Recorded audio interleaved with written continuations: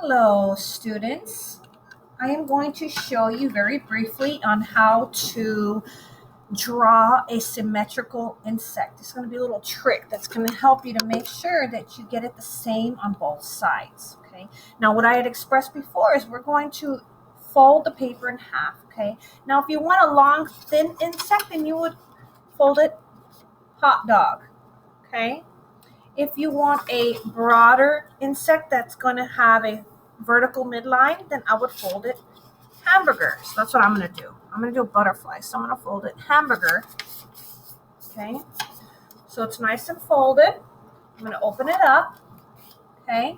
Now, what I'm going to need is I can use a crayon. This is my daughter's jumbo crayon. Or you can use oil pastels. I have these Expression Craypop pastels. Or you can use a pencil. That would work too.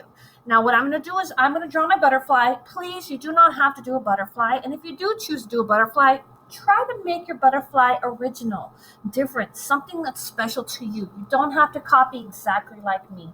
So now what I'm going to start with, I'm only going to draw half of my insect.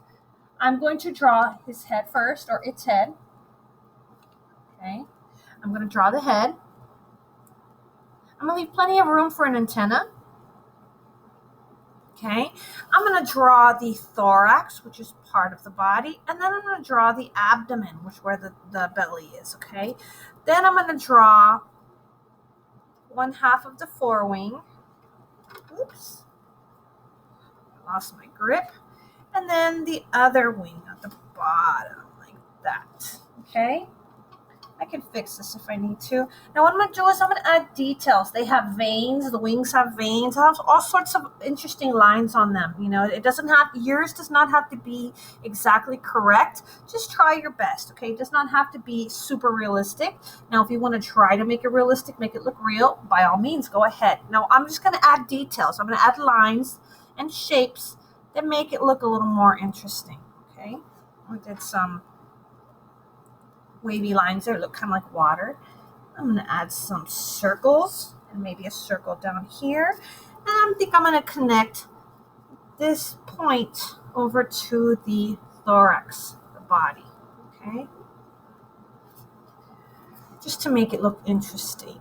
The more details, the more interesting your drawing will look, okay? Now, like I said, this is just going to prepare you to have a symmetrical drawing. I only drew on one side. Maybe I shouldn't have done so much of a bubble here. Maybe just more of a half moon, because I'm going to have a head that looks kind of like a dragon fly head. But that's okay. I'm making up my own insect. Now, what I'm going to do, make sure it's nice and dark. You don't have to use black. You can use purple. Any kind of dark color would really show up. Now, let's say you're using black paper. You could have done it with maybe a white crayon or a white oil pastel, and that will transfer over nicely. Now, what we're going to do is we're going to fold that paper, we're going to close it up, and you're going to take something I think that all of us have at home, a spoon, okay? We're going to press firmly and rub on the smooth side to get that crayon or that oil pastel or pencil to transfer over. Now, when I mean transfer, it's going to copy it over because I'm using force. I'm pushing down and rubbing. Friction. I'm creating friction, and it's going to transfer over that image onto the other side. It won't be very dark, but it'll give me a guiding line of what I need to trace so that I have my nice symmetrical insect. Symmetrical meaning it is the same or similar on both sides of that midline. Now let's check it out. Let's see what we got. Oh, there we go. I don't see much here, so I'm going to come back and I'm going to rub it right there. Okay.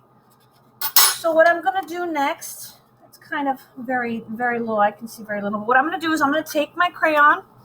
I'm going to trace all these lines. Okay. Once you're done tracing all these lines and filling it in, then you're going to color it to whatever you want. Now, you can add more details. You can color all different colors, but make sure that whatever you color on here, you're going to make the same colors on this side because we want our symmetrical insect. Okay. Enjoy. I hope you enjoyed this project as much as I have enjoyed preparing it for you.